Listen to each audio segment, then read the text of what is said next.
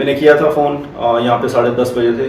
5-10 minute का waiting time था और उसके बाद किसी एजेंट ने मेरी कॉल पिक की थी। मैंने उन्हें कुछ अपनी डिटेल्स दी तो उन्होंने चेक करके बताया कि अभी आप वेट कीजिए, बाकी अब कुछ कह नहीं सकते। अच्छी बात यह हुई कि उस फ़ोन जिस दिन मैंने फ़ोन किया उसके 2 हफ्ते बाद ही मुझे इन्विटेशन आ गया था। फ़ोन करने के बाद अगर आपको एक सेटिस्फेक्शन वाला आंसर नहीं मिला, अगर ऐसा हुआ तो जाना ऑप्शन नंबर 2 के ऊपर। कैसे हो दोस्तों, मेरा नाम है गौरव और आज हम बात करेंगे FOI के बारे में, फ्रीडम ऑफ इंफॉर्मेशन। क्या होता है कि अगर आपने वीज़ा लगा दिया है 189, 491 या कोई और वीज़ा, कोई भी वीज़ा ऑस्ट्रेलिया का, तो होता क्या है, कुछ वीज़ा में डिलेज भी हो जाते हैं, कई बार बहुत ज़्यादा टाइम लग जाता है। तो हम किससे पूछ सकते हैं कि अब कब तक हमारा वीज़ा पिक हो जाएगा या फिर क्या प्रॉब्लम आ रही है। तो कई सारे तरीके हैं, आप कांटेक्ट कर सकते हैं इमिग्रेशन ऑफिस में। तो उन सब तरीकों के बारे में बात करेंगे आज। पहला तरीका है उसमें से आप फ़ोन कर सकते हैं। जो फ़ोन करने का ऑप्शन है वो सिर्फ और सिर्फ ऑस्ट्रेलियन टाइम जोन के हिसाब से फ़ोन करने का समय जो होता है वो सुबह 9 बजे से लेकर शाम के 5 बजे तक होता है। लेकिन ये जो टाइमिंग्स हैं, ये टाइमिंग्स ऑस्ट्रेलियन टाइम जोन के हिसाब से, कैनबरा का टाइम। तो अगर आप किसी और देश में बैठे हैं, जैसे आप इंडिया में हैं या किसी और देश में हैं, तो आप ऑनलाइन पहले चेक कर लेना कि ऑस्ट्रेलिया का टाइम 9 और 5 बजे के बीच होना चाहिए, सुबह 9 से लेकर शाम के 5 बजे तक। और सिर्फ वीकडेज में ही आप कॉल कर सकते हैं, वीकेंड्स पे उनके ऑफ रहता है, छुट्टी होती है। कॉल के लिए ये मेरा पर्सनल एक्सपीरियंस भी है कि कॉल में क्या क्या करना चाहिए। सबसे पहले तो देखो, क्योंकि इंटरनेशनल कॉल होने वाला है, अगर आप ऑस्ट्रेलिया में नहीं हैं, अगर आप किसी और देश में हैं, जैसे इंडिया में हैं या किसी और देश में, तो ये आपके लिए एक इंटरनेशनल कॉल होगा। तो पहले अपने फ़ोन में तकरीबन हाफ एन आवर का रिचार्ज ज़रूर करवा लेना, ताकि ऐसा ना हो कि बीच में ही कॉल कट हो जाए, क्योंकि फिर से करना थोड़ा मुश्किल हो जाता है फिर से। सेकेंडली, जो टाइम होता है 9 बजे से लेकर शाम के 5 बजे तक, ट्राई करो वो सुबह सुबह ही कर लो, 9:30 के आसपास ऑस्ट्रेलियन टाइम। प्रॉब्लम ये होती है कि टाइम डिफरेंस के कारण, जैसे अब आजकल 5.5 घंटे का डिफरेंस है, तो इस टाइम डिफरेंस के कारण थोड़ी सी प्रॉब्लम हो जाती है। तो मैं अपना एक्सपीरियंस बताऊं तो मैंने तो तकरीबन सुबह 6 बजे उठा था, तो उस हिसाब से 10:30 बजे थे यहाँ पर ऑस्ट्रेलिया में। तो मैंने किया था फ़ोन, यहाँ पे 10:30 बजे थे। 5-10 मिनट का वेटिंग टाइम था और उसके बाद किसी एजेंट ने मेरी कॉल पिक की थी। वीडियो अच्छी लगी तो लाइक और सब्सक्राइब ज़रूर करना यार। तो मैंने उन्हें बताया कि मैंने एक वीज़ा लॉन्च किया है 190 और मुझे इनवाइट नहीं आया है, काफ़ी टाइम हो गया है।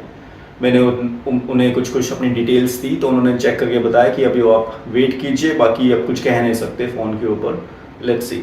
बट हाँ, अच्छी बात यह हुई कि उस फ़ोन जिस दिन मैंने फ़ोन किया उसके 2 हफ्ते बाद ही मुझे इन्विटेशन आ गया था। तो फ़ोन का काफ़ी फ़ायदा हो जाता है। कई बार ऐसा हो सकता है कि आपको अच्छे एजेंट मिल जाएं जो आपका हेल्प करें, या कई बार ऐसा होता है कि आपको अच्छे एजेंट नहीं मिलते हैं। तो उस केस में भी आप बहुत ज़्यादा कॉल मत कीजिए, 1 या 2 बार ही कॉल कीजिएगा 1-2 हफ्ते में, उसके बाद मत कीजिएगा। प्रॉब्लम ये होती है कि आपके वीज़ा को नेगेटिवली इम्पैक्ट कर सकता है अगर आप ज़्यादा कॉल करेंगे। 1-2 कॉल्स का कोई प्रॉब्लम नहीं होता, बाकी अच्छा है, कॉल करना भी चाहिए। 1-2 कॉल करो, कोई प्रॉब्लम नहीं है, कॉल करो।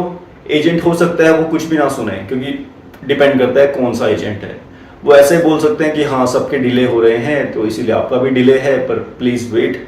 और जैसे ही आपका आएगा आपको पता चल जाएगा, आपको ईमेल आ जाएगा। तो इसमें भी हम कुछ नहीं कर सकते, हम सिर्फ और सिर्फ जो ऑपरेटर हैं, जो एजेंट हैं जिनसे हम बात कर रहे हैं, देखो यार वो क्या बोलते हैं। बाकी बहुत ज़्यादा हम प्रेशर नहीं कर सकते उन्हें कि आप डिटेल बताओ या जल्दी भेजो, ऐसा कुछ नहीं करना। तो फ़ोन करने का तरीका एक अच्छा तरीका है। आई थिंक फर्स्ट स्टेप यही होना चाहिए। अगर आपको लग रहा है कि आपको 6-8 महीने हो गए 190 या 491 या 189 नहीं आ रहा है, एक बार ट्राई करो फ़ोन करने का। फ़ोन करने के बाद अगर आपको एक सेटिस्फेक्शन वाला आंसर नहीं मिला, अगर ऐसा हुआ, तो जाना ऑप्शन नंबर 2 के ऊपर, जो कि है फ्रीडम ऑफ इंफॉर्मेशन, FOI बोलते हैं इसको।